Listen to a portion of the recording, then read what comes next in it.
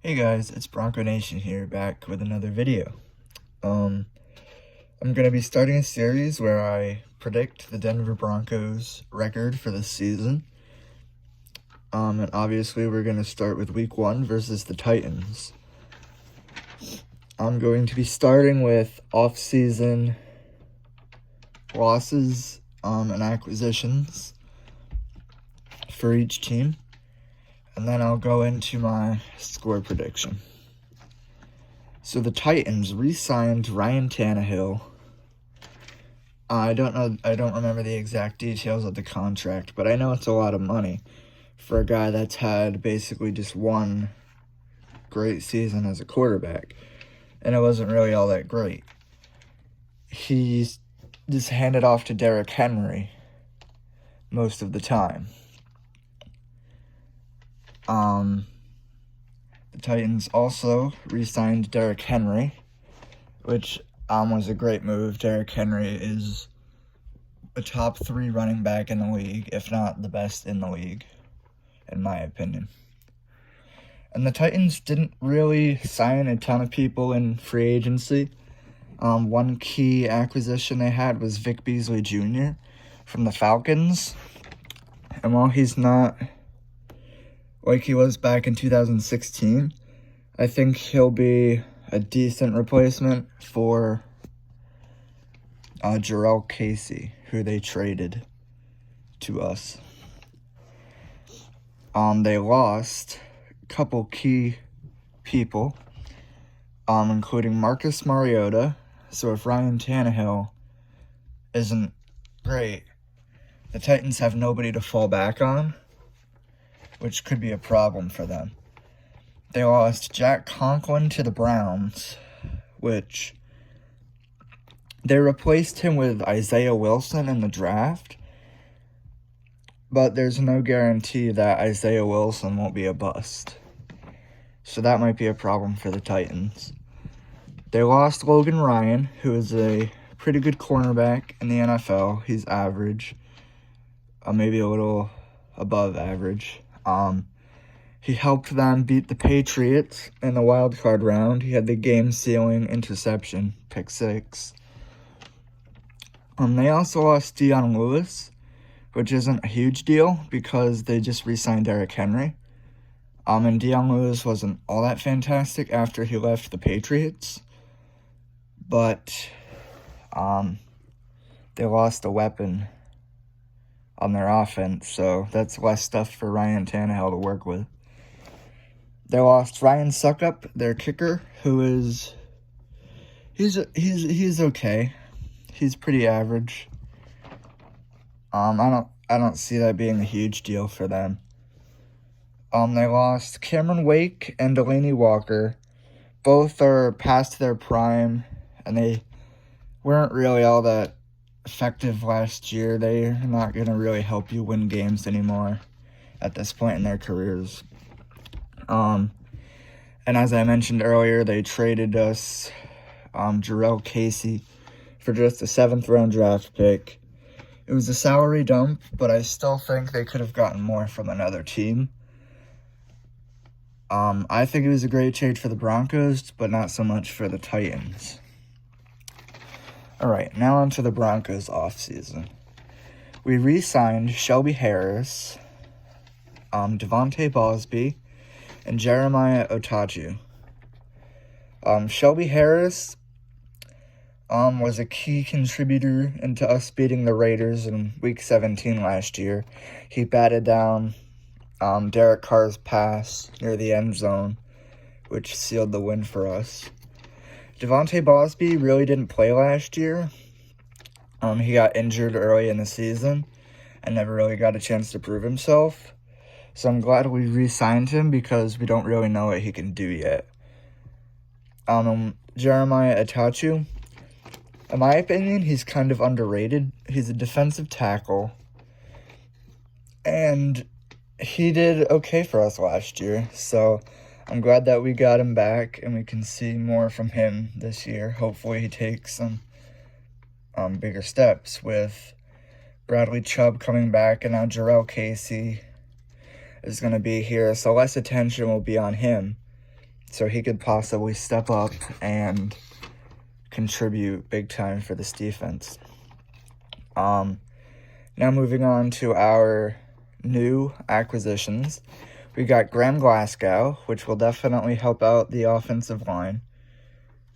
Now our offensive line will be something like Garrett Bowles, Graham Glasgow, Lloyd Cushenberry III, Dalton Reisner, and Juwan James, which in my opinion isn't that bad of an offensive line for Drew Lock.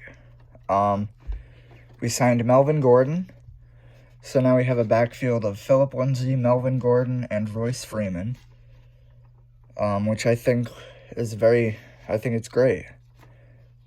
At first I was a little iffy on the Melvin Gordon signing, but the more I think about it, the more I like the signing.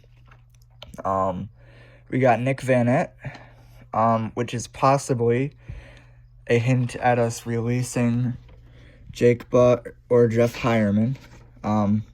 We'd be more likely to release Jake Butt, in my opinion, because he's had so many injury issues throughout his career so far.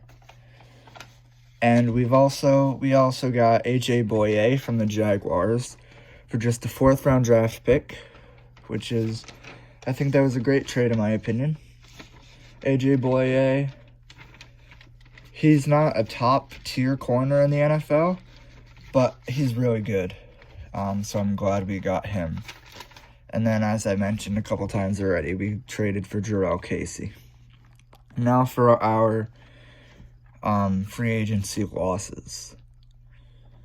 We lost Derek Wolfe, but that's not a huge deal, as we now have Jarrell Casey replacing him. We lost Chris Harris Jr., and a lot of Broncos fans will say that he's washed and past his prime. And while, yes, he's past his prime, he can still be an effective player in the NFL, especially with the Chargers, because they have such a good secondary. He's joining Derwin James and Casey Hayward, a couple other guys down there. So they'll be pretty dangerous. Their defense will be pretty dangerous. We lost Will Parks to the Eagles, which isn't a huge deal. He wasn't a starter last year. We still have Kareem Jackson and Justin Simmons playing safety. But Will Parks, he's made a couple good plays throughout his Broncos career. So while he's not a huge loss, I'd rather have him back. We lost Connor McGovern to the Jets. Now, Connor McGovern is an average guard in this league. I don't think he's worth like the $60 million or whatever the Jets gave him. And we got Graham Glasgow instead of him. So I don't really think losing Connor McGovern is that big of a deal. We lost Adam Gotsis to free agency. He still hasn't been signed. And I highly doubt we'll re-sign him. He's okay playing defensive end. He's not really clutch. He's not going to win you any games, but he's good for depth in case like Jarrell Casey gets injured. He'd be nice to have as a backup, but that's not really a huge deal. And we lost Andy Janovich to the Browns. We traded him for a 7th-round draft pick, which completely baffles me. I don't understand that move at all. Andy Janovich he's a really good fullback. He did his job very well, in my opinion. And I just don't understand why we traded him for just a 7th-round draft pick, especially when we drafted another receiver with that pick, Tyree Cleveland, who, in my opinion, is not going to be a good player at all. I think in, 2 years he'll be out of the NFL, or at least not with the Broncos anymore. So I don't completely understand that trade, and I definitely don't like it at all. But I'm not John Elway, so I can't control what we do. My score prediction for the game. I have us scoring 17 points and the Titans scoring 14. I don't think this will be a high-scoring game. I don't think Ryan Tannehill will be able to keep up. And I don't really think that Derrick Henry will be the same as he was during last year's playoff run. I think Vic Fangio and this defense, with our acquisitions and getting Bradley Chubb back, I don't think that Derrick Henry will be able to run all over us like he did with some of the other teams in the playoffs, like the Patriots or the Ravens, and sort of the Chiefs, but not so much. I think that Drew Lock will need a little bit of time trying to figure out how to use all these new weapons that he's got, like Jerry Jeudy, KJ Hamler, Melvin Gordon, Nick Vannett, and we still have Noah Fant and Cortland Sutton will probably have a big year for us. So I think just having all those people, and then he's got Albert O, who he used to play with in college, on this offense now too. So I think he'll need some time getting used to having all these weapons and having to share the ball with everybody, keep everybody happy, and all that jazz. So thanks for watching, guys. That'll be it. At some point, I will be doing week 2.